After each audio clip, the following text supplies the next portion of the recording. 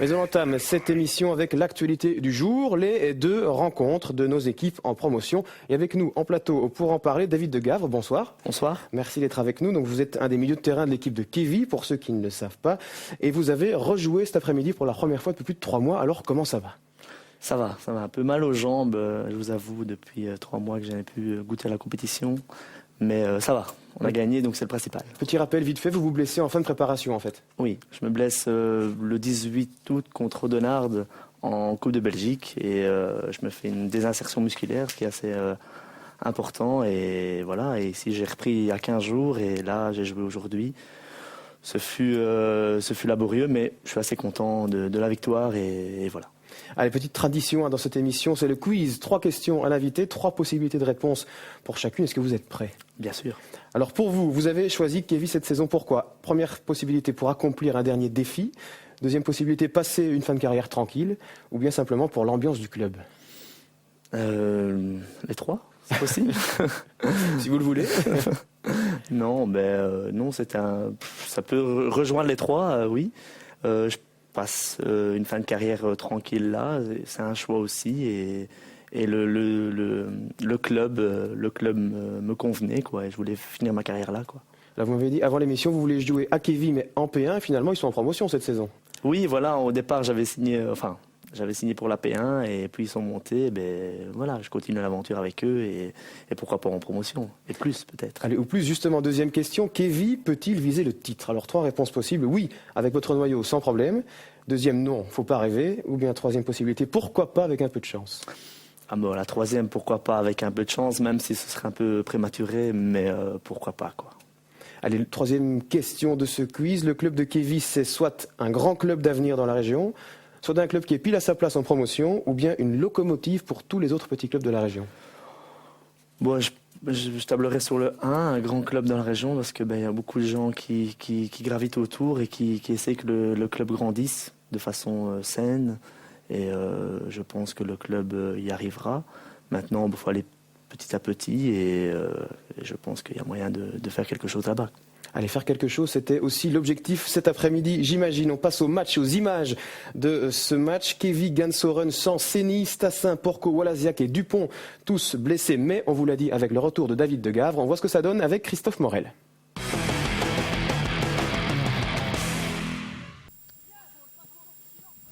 Le ballon récupéré par Kévy, directement perdu. On s'observe là des deux côtés. Attention, là une erreur, belle erreur de Gansoren, Gangai tout seul, et c'est but, oui, but pour Kévy. Quelle erreur là de Gansoren. Défenseur a carrément donné le ballon à Gangai qui a fait preuve de sang-froid et qui a inscrit ce premier but pour Kévy alors qu'on joue depuis 5 minutes, 1-0. Le ballon, on tente de joindre Gangai, c'est fait, seul sur son côté gauche. Que va-t-il tenter de faire ? Il est face à un partenaire, c'est bien joué. Il centre dans la surface et le shot juste au-dessus du but. Très bien joué de la part de Gangai qui a réussi à trouver un partenaire. Et De Gavre sur la gauche pour Belfior. Belfior dans la surface, il tente la frappe. Il avait mieux à faire là sur cette action. Alors qui est tout seul, il l'a vu, Gorbov qui était tout seul, c'est bien joué. Gorbov qui a la balle du 2-0, c'est raté. Et finalement c'est but. Magnifique but, belle inspiration là. Pour Kévy, il était tout seul sur sa gauche. Il a bien été servi par un partenaire, Gorbov. Et du coup, ça fait 2-0 pour Kévy, alors qu'il reste 5 minutes à jouer dans cette première période. Et Gangai, qui tente de joindre un partenaire, il est tout seul. C'était la balle du 3-0 là pour Kévy. Belfior n'a pas réussi à mettre ce troisième but. Et c'était encore une erreur de Gansoren. Incroyable, la maladresse de la défense de Gansoren. Accélération là du capitaine. Temps de joindre un partenaire, c'est bien joué. C'est but. C'est but, réduction du score pour Gansoren. Sur sa première occasion franche, il faut le dire. Car jusque-là, Gansoren n'avait eu aucune occasion à se mettre sous la dent. Et sur la première occasion, c'est le but pour Gansoren. C'est joué rapidement et Karim Safer sur la droite directement pour Gangai dans la surface de réparation. Gangai centre pour Belfior et c'est but. But de Belfior. Quel début de deuxième période pour Kevy. Après 30 petites secondes, eh ben c'est déjà 3-1 pour Kevy. Magnifique action là, avec Gangai. On le revoit qui passe le ballon à Belfiore, qui frappe. Et ça fait 3-1. Ekelmans pour un partenaire et ses buts. À nouveau une réduction du score de Gansoren, alors qu'on pensait que Kevy avait fait le plus dur en début de seconde période.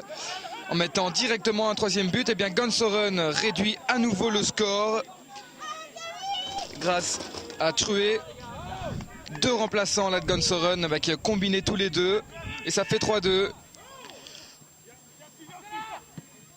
Ballon de Berton pour Gangai. Gangai tout seul devant le gardien. La balle du 4-2, c'est à côté. Quel raté de Gangai qui avait la balle du 4-2 au bout du pied. Il n'a pas réussi à la mettre celle-là et c'est toujours 3-2. La fin de match va être tendue jusqu'au bout. Il reste un quart d'heure de jeu. Coup franc de Karim Safer. Et l'arbitre qui siffle une faute et qui donne un carton jaune. En fait, je crois qu'il donne même un penalty.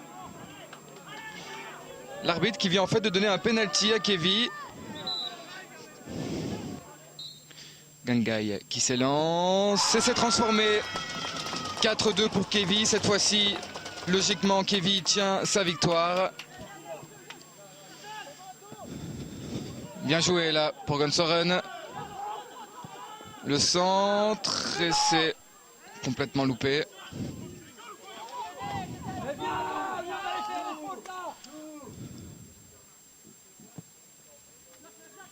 La tête et le but. Troisième but pour Gansoren. Sans doute pour l'honneur car il reste quelques secondes à jouer dans cette partie alors que Gansoren est réduit à 10 depuis 2 minutes. Et ce but inscrit par Sayar.